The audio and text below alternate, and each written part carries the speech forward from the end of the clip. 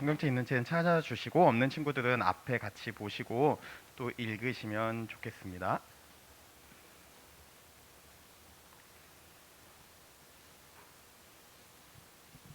네, 오늘 말씀 짧기 때문에 한번 같이 큰 목소리로 읽겠습니다. 시작. 그러므로 이제는 여호와를 경외하며 온전함과 진실함으로 그를 섬기라. 너희의 조상들이 간 저쪽과 애굽에서 섬기던 신들을 치워버리고 여호와만 섬기라. 만일 여호와를 섬기는 것이 너희에게 좋지 않게 보이거든 너희 조상들이 강 저쪽에서 섬기던 신들이든지 또는 너희가 거주하는 땅에 있는 아모리 족속의 신들이든지 너희가 섬길 자를 오늘 택하라. 오직 나와 내 집은 여호와를 섬기겠노라 하니. 아멘. 네, 우리가 오늘도 함께 또 인사하고 말씀 나누면 좋겠습니다. 옆에 있는 친구 보면서 주님 안에서 사랑하고 축복합니다. 이렇게 인사해 봅시다. 주님 안에서 사랑하고 축복합니다.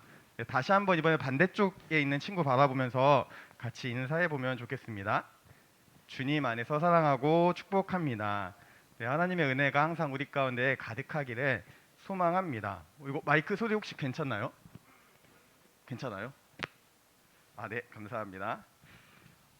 만약에 제가 여러분에게 지금 여러분의 인생에서 가장 소중한 게 무엇입니까? 라고 묻는다면은 어떻게 대답할 수 있을까요? 자신 있게 나는 대답할 수 있다. 한번 손 들어 볼까요? 네, 물어보진 않을게요, 여러분. 그냥 대답할 수 있다. 가장 소중한 게 뭔지. 뭐 어떤 친구들은 자신 있게 대답할 수 있는 친구들도 있을 거고 또 어떤 친구들은 조금 주저할 수 있을 거예요. 왜냐하면은 아직은 잘 모를 수 있죠. 또 어떤 친구들은 이제 정말 신중하기 때문에 내 인생에서 가장 소중한 게 뭔가라고 곰곰이 생각하느라 대답을 주저할 수도 있습니다. 사실 이 질문은 그렇게 쉬운 질문은 아닌 것 같습니다. 우리의 삶의 굉장히 다양한 순간에 나에게 가장 소중한 게 무엇인가 라는 질문에 답을 찾을 수 있을 것 같다라는 생각을 하게 되는데요. 그 순간 중에 하나가 여러분 죽기 전이 아닐까 싶습니다.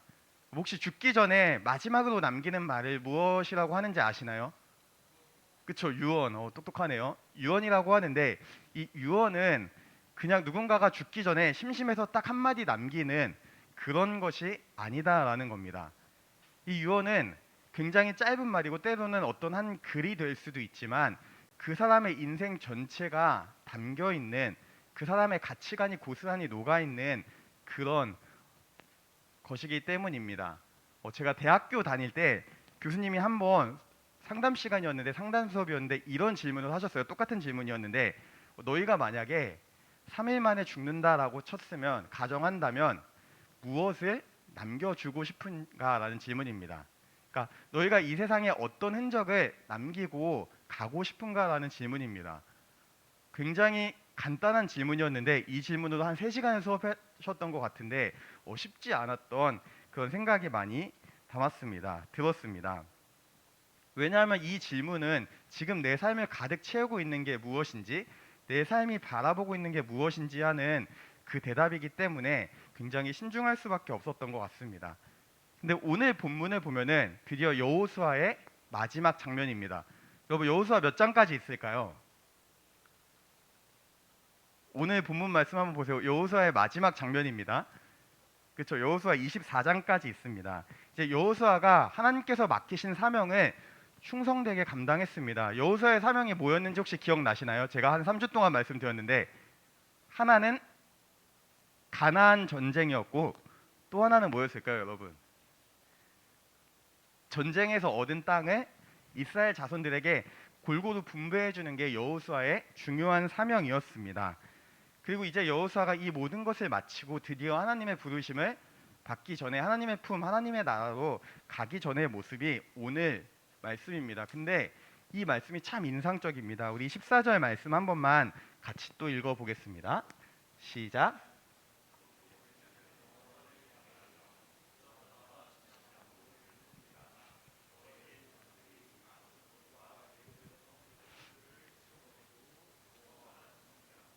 아멘. 오늘 본문 우리가 14절, 15절 딱 2절만 읽었는데 하나님만 섬기라, 여호와만 섬기라는 말씀이 여러분 4번이나 나옵니다. 굉장히 짧은 말씀이지만 여호수아가 계속해서 반복해서 이 말씀을 하고 있는 이유가 있습니다. 근데 우리가 오늘 말씀을 조금 더 잘 이해하려면 여러분 지금 이스라엘의 상황을 한번 봐야 됩니다. 이스라엘 백성의 마음이 어떨까요? 이 모든 것을 마친 여호수아를 중심으로 해서 정복 전쟁을 마친 이스라엘의 마음이 어땠을까요? 불평과 불만이 있었을 것이다. 왜냐하면 수많은 전쟁을 치렀고 그 가운데 분명히 희생도 있었겠죠. 불평과 불만이 있었을 것이다. 혹은 이스라엘 백성은 감사한 마음이었을 것이다. 감사는 없나요? 혹시 감사? 불평, 불만? 좋아요. 근데 성경을 보면은 조심스럽게 추측해 보자면 이스라엘 백성의 지금 상황은 너무나 행복하고 기쁜 상태였습니다. 왜냐하면 여호수아를 중심으로 하나님이 약속하신 그 땅을 얻는 그 작업을 충성되게 성실하게 진행했고 그거에 따른 결과도 얻었습니다. 근데 왜 이렇게 제가 생각을 했냐면은 오늘 본문 우리가 함께 읽지는 않았지만 21절의 말씀에 보면은 여호수아 24장 21절의 말씀을 보면은 이 여호수아의 응답에 이스라엘이 어떻게 응답하냐면은 우리가 하나님을 섬기겠나이다 이렇게 고백을 합니다. 그리고 나서 이제 여호수아와 함께 하나님께 언약을 맺는 장면이 나오는데 이 여호수아 24장 여러분 이거 한번 듣고 흘려주세요.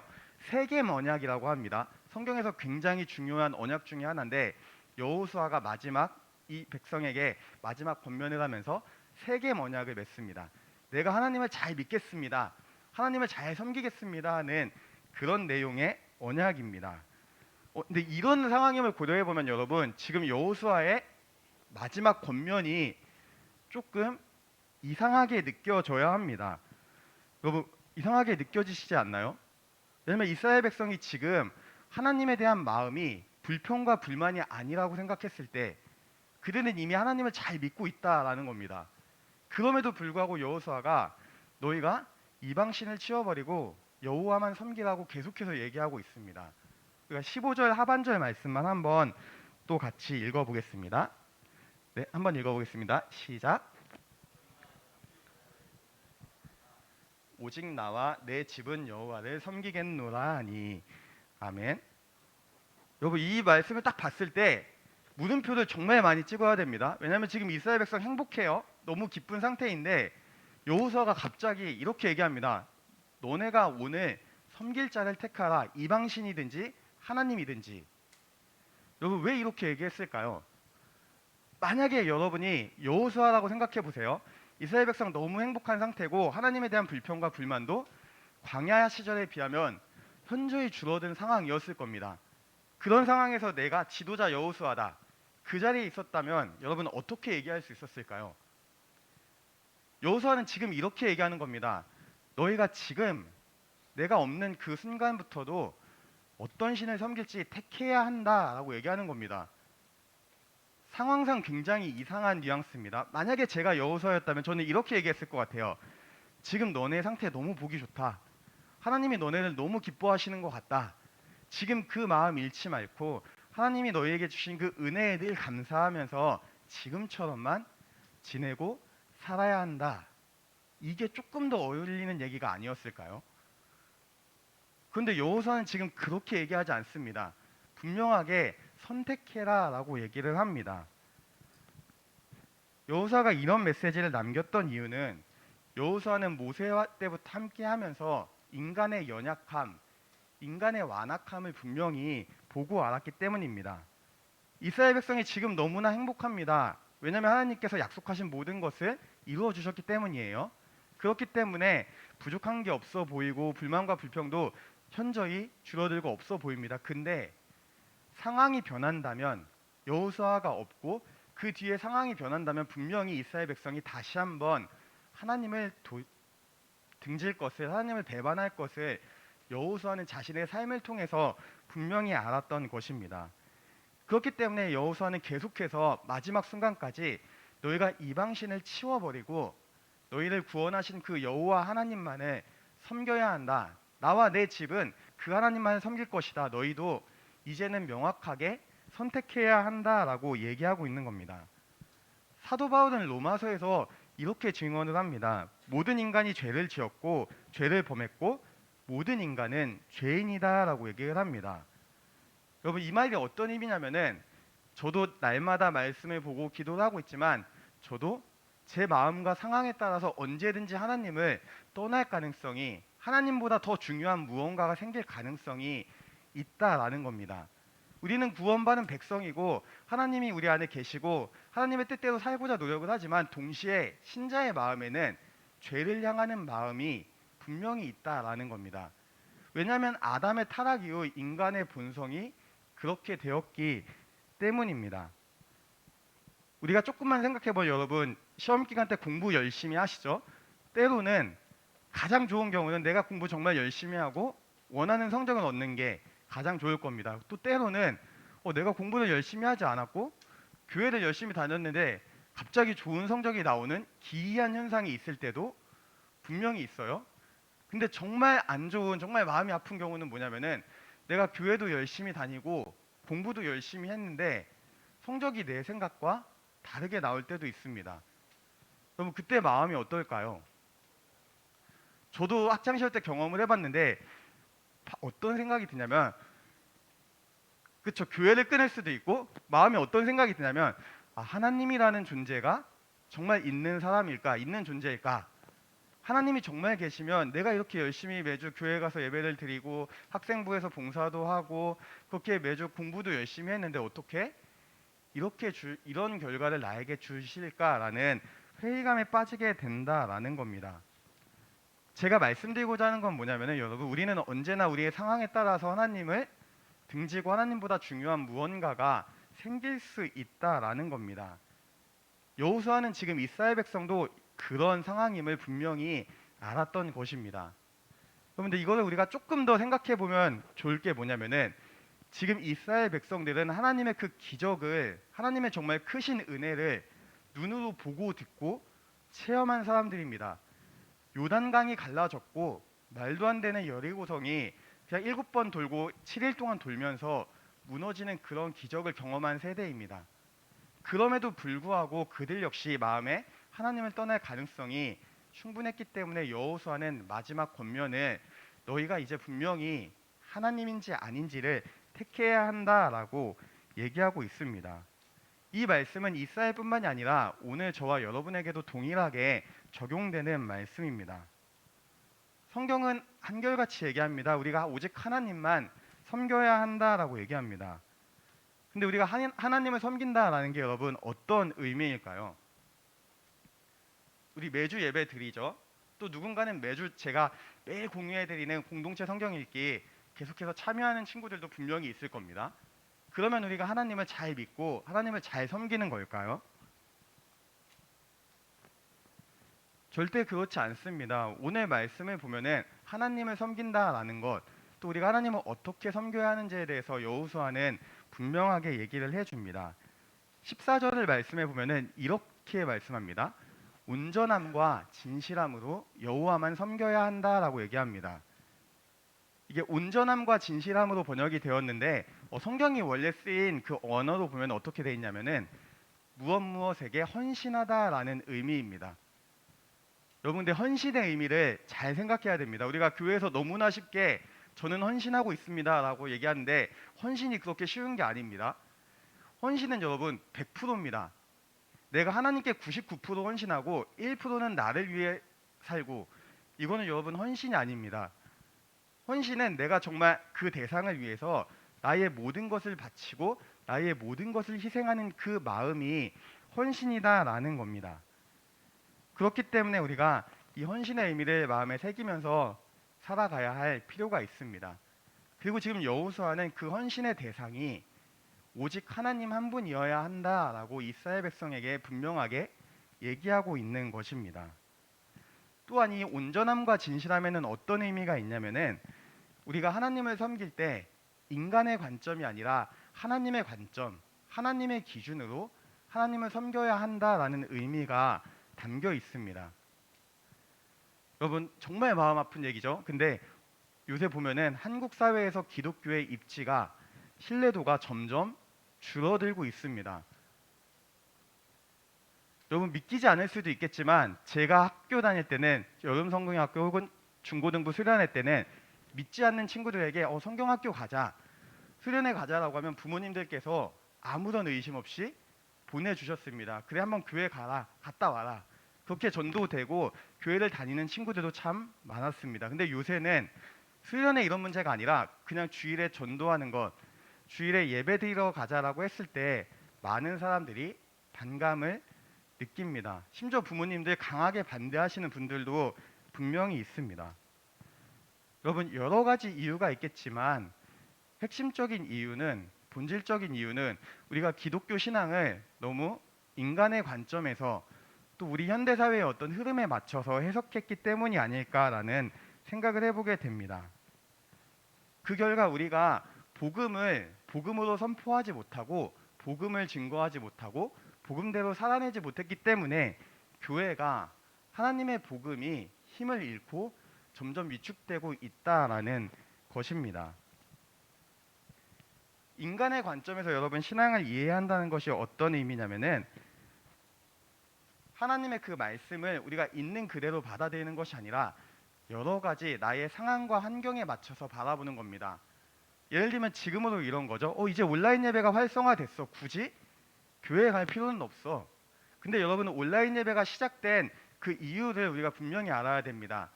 온라인 예배는 우리의 편의를 위해서 시작된 게 아니었습니다. 코로나로 인해서 모일 수 없는 상황 속에서 교회의 공공성, 교회가 사회적 역할을 다 감당하기 위해서 우리의 사회에 피해를 주지 않으면서도 우리의 신앙을 지키기 위한 방법으로 선택한 것이 온라인 예배였습니다. 근데 지금 상황이 달라졌습니다. 우리 매일 학교 가죠. 매일 학원 갑니다. 교회도 당연히 와야 한다라는 겁니다. 근데 여전히 이렇게 얘기하는 분들 참 많습니다. 어른들도 많고요. 위험해서 아직 교회 가기가 조금 그렇습니다. 물론 건강이 안 좋으면은 그런 분들에게 온라인 예배는 여전히 너무나 좋은 복음의 수단이고 중요한 예배의 장소가 됩니다. 근데 그렇지 않은 사람들에게는 이것이 인간의 관점으로 신앙을 바라보고 해석한다라는 겁니다. 우리가 너무나 많이 이런 실수를 합니다. 과학의 렌즈로 신앙을 바라보기도 하고요. 또 때로는 인류학의 렌즈로 신앙을 바라보기도 하고 또 때로는 문화의 렌즈로 신앙을 바라보기도 합니다. 그 결과 여러분 하나님의 복음이 굉장히 많이 변질되고 각색됩니다. 그리고 그 가운데는 예수님의 그 십자가가 사라지고 우리의 편의가 남게 된다라는 겁니다. 지금 여호수아가 얘기하는 이 말씀의 의미는 복음이란 그런 것이 아니라 하나님의 은혜란 그런 것이 아니라 너희의 상황에 맞춰서 하나님의 은혜가 온 것이 아니라 하나님의 주권으로 하나님이 계획하신 그 일이 너희에게 왔기 때문에 하나님은 전능하시고 스스로 계신 그 하나님이시기 때문에 너희가 하나님만 택하고 섬겨야 한다라고 분명하게 얘기하고 있는 겁니다. 우리의 생각대로 신앙생활을 하고 있는 요즘 우리에게 이 말씀은 참 많은 울림을 줍니다. 우리는 하나님의 그 기준에 의해서 우리의 생각이 아니라 하나님의 관점에 의해서 신앙생활을 해야 한다라는 겁니다. 그리고 그 하나님의 기준은 다름 아닌 우리가 가지고 있는 그 성경입니다. 성경을 보면은 하나님이 우리에게 원하시는 것이 무엇이고 우리가 어떻게 하나님을 예배하고 하나님을 위해서 살아가야 하는지에 대해서 분명하게 담겨 있기 때문입니다. 하나님의 기준에서 여러분 우리가 하나님을 섬긴다라는 것은 또 다르게 얘기하면은 두 주인을 섬기지 않는 것과도 같습니다. 예수님께서 비슷한 말씀을 하셨는데요. 마태복음 말씀 한 번만 같이 읽고 오겠습니다. 시작.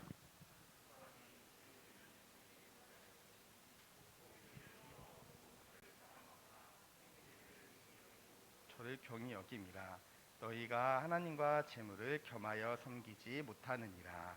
아멘.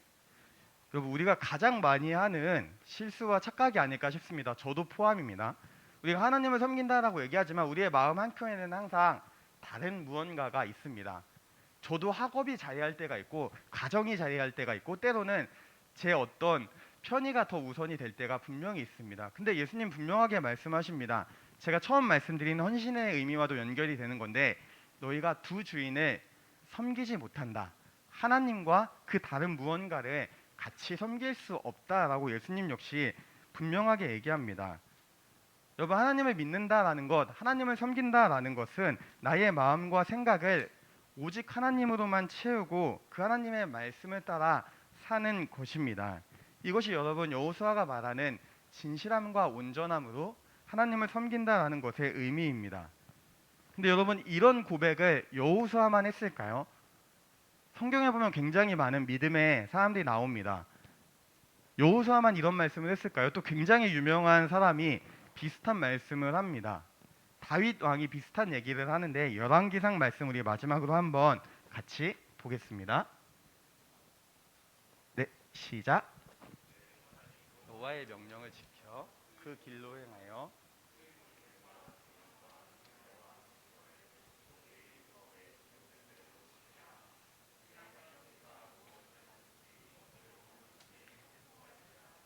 아멘. 여러분 다윗 왕 어떤 왕인가요? 그렇죠. 골리앗 죽인 왕. 이스라엘의 정말 최전성기를 이끌었던 만들었던 왕입니다. 마치 이스라엘 백성에게 이 다윗은 정말 신과도 같은 존재였을 겁니다.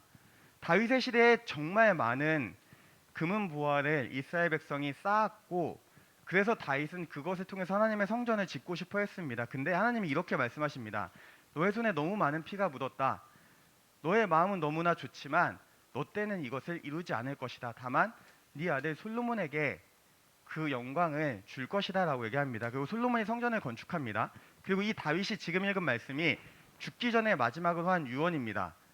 또 여러분 한번 생각해 봅시다. 우리가 다윗이라면 이렇게 얘기를 해야 되겠죠. 내가 정말 많이 쌓아놓은 이 금은 보화 이거 잘 지키고 이것을 통해서 우리가 하나님을 잘 섬기고 너가 이것도 어떻게 잘 관리했으면 좋겠다 이렇게 얘기해도 이상하지 않은 상황입니다. 근데 다윗은 노년에 이 솔로몬에게 마지막 유언에서 그런 얘기는 하나도 하지 않습니다. 오직 이렇게 얘기합니다. 하나님의 말씀을 잘 지키고 잘 행해라. 그러면 너의 길이 형통하게 될 것이다. 다시 말하면 하나님을 잘 섬긴다라는 것, 너가 온전히 정성 다해서 온 마음과 정성 다해 하나님을 섬기면 그 자체가 너의 삶에서 가장 중요하고 소중하고 귀한 길이 될 것이다 라는 의미입니다. 우리가 지난주부터 시작해서 오늘까지 소요리문답 제1문을 아마 단별 모임 때 나누고 있을 겁니다. 인간의 주된 목적은 하나님을 영화롭게 하고 영원토록 그 하나님을 즐거워하는 것입니다. 여러분 외우셨죠 이거? 가능하면 한번 외우면 좋을 것 같아요. 이것이 여러분 우리가 오직 하나님을 섬기며 하나님을 따라서 살아가는 삶의 의미입니다. 그리고 이 내용이 여호수아의 마지막 권면과 동일한 내용입니다. 여러 가지로 여러분 앞으로 시간이 지날수록 또 계약을 하면은 고난이 올 겁니다. 고비가 올 겁니다. 근데 우리가 그 순간에도 기억하면 좋겠습니다. 우리가 하나님을 예배하기 위해서 하나님을 찬양하기 위해서 지음 받았음을 기억하면서 정말 우리의 삶의 목적은 오직 하나님을 온전히 섬기는 것에 있음을 기억하기를 원합니다. 여러분이 앞으로의 삶 속에서도 온전히 그 하나님을 예배하면서 예수님의 십자가 은혜를 가볍게 여기지 않았으면 좋겠습니다. 그 십자가 복음이 나를 위해서 지으신 그 예수님의 고통의 무게를 우리가 내 마음에 새기면서 주님과 늘 동행하는 저와 여러분 모두가 되기를 소망합니다. 함께 기도하시겠습니다. 하나님, 우리가 여호수아의 마지막 권면을 우리 마음에 새기길 원합니다. 우리가 100% 하나님께 헌신하며 나의 기준이 아닌 하나님의 기준대로 하나님을 섬기며 하나님의 기쁨이 되는 청소년부 친구들 될 수 있도록 인도하여 주옵소서. 감사하며 예수님의 이름으로 기도합니다. 아멘.